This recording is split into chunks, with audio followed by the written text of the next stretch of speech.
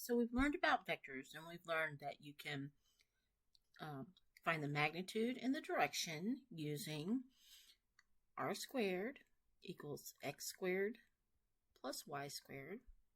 And you can use tan theta equals x over y to find the direction. If we were to consider a triangle, a vector r with a direction theta, it would have an x and a y component that could be found using r times cosine of the angle and y equals r times sine of the angle. So let's do examples where we're adding more than one vector together. So first of all, when you add vectors, you always add them tip to tail. So if somebody's walking 30 miles to the east and then 60 miles to the north, you would not do something like this. Okay, you would not do that. That is not the appropriate way to do that, because he is obviously, if he goes north and east, he's going to end up somewhere northeast of where he started, north of east or east of north of where he started, right?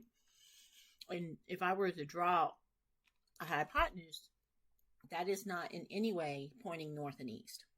So we don't want to do that.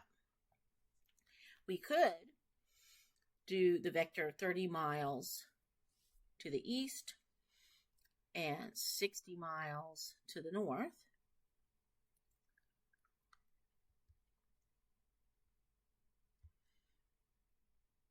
I apologize, I'm having to use my finger today. Or we could have drawn 60 miles first and 30 miles to the east. The trick is that we draw them tip to tail, so that the tip of one is touching the tail of another. So if I want to find his displacement, right, then I'm going to find r, and I'm going to find the angle where the y component, the y direction, the vertical direction, is opposite that angle. And since I'm in the north and the east, I'm in the first quadrant, right? So if I imagine that this is an XY axis here, right? I'm in the first quadrant, so I don't need to make any adjustments once I find tan.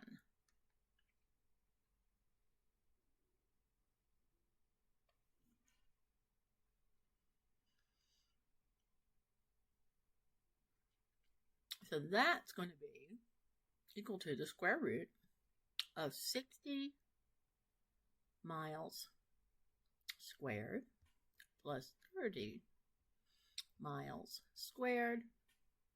And I'm going to take the square root of that.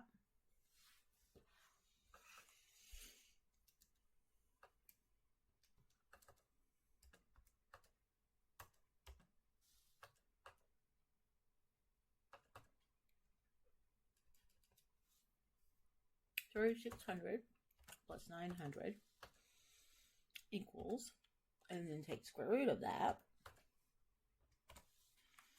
67.1. I'm just keeping rounding everything to 3 sigdigs like you're expected to do in your homework. Tan theta to the negative 1 is going to be 60 divided by 30. So I take the inverse tan of 60 miles divided by 30 miles. And that's going to be 63.4 degrees. So that is my magnitude and my direction. Let's do another one. So let's say that we have a boat that's going to head east across a river. So here's our river. And the boat's going to try to head east at 50 meters per second. But the river is flowing to the south at 15 meters per second. And I want to know what the boat's velocity relative to the shore would be. So what that means is if I'm standing here and I'm looking, what do I think the boat is doing? Well, the boat is going to veer off course and its speed is going to be affected. It won't be traveling at 50 meters per second. The 15 meters per second is going to push it down and affect it. So This would be my angle, and this would be my R.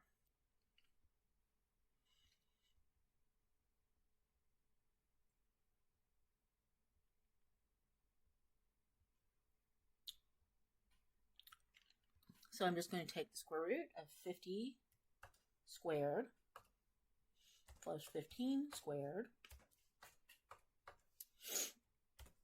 and I get 52.2.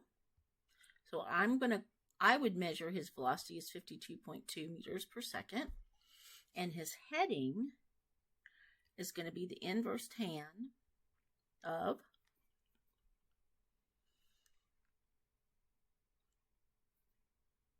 15 divided by 50.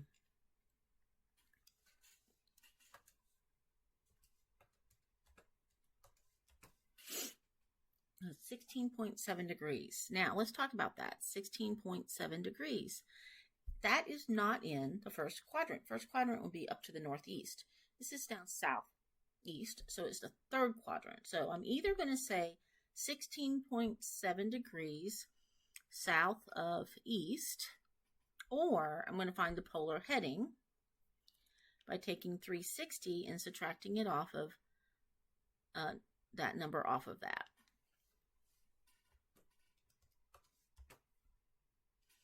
Which would be 343 degrees. So either of those would be fine for the direction.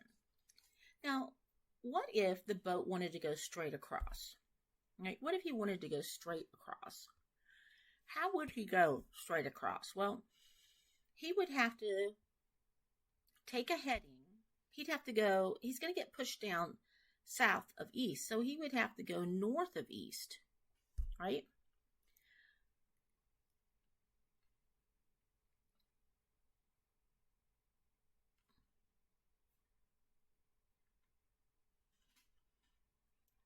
So that, and let's actually draw this in as black here.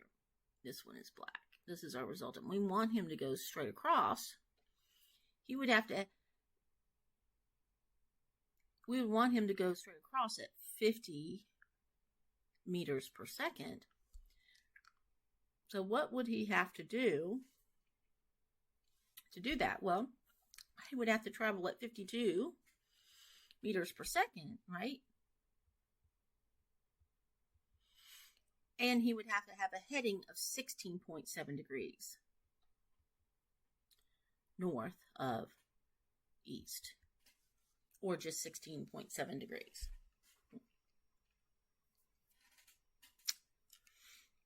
All right, let's do one more example. We've got a box. I'm going to draw my box as a dot. One rope is pulling on it with 200 newtons at an angle of 6 degrees north of west. So I'm going to plot in my XY here. That 260 degrees north of west. So like this.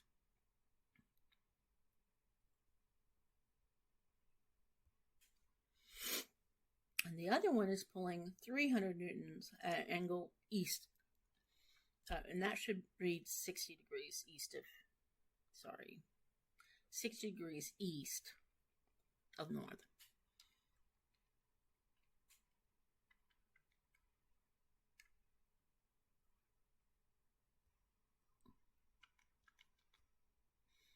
Yeah, 300 newtons, sorry. Sorry for my terrible handwriting. All right. That is really bad. I'm sorry. So, are these at right angles to each other? Let me kind of draw them over here like this.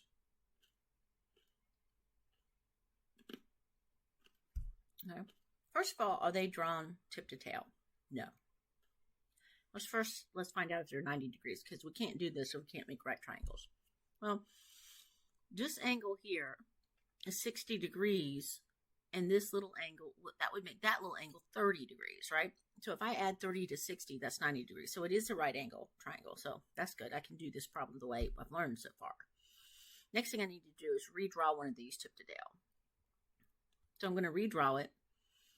I could either draw this one tip to tail, Or I could draw this one tip to tail. Either way, I'm going to get the same resultant. It's going to go straight up. So this is my R. So let's think about this. All right.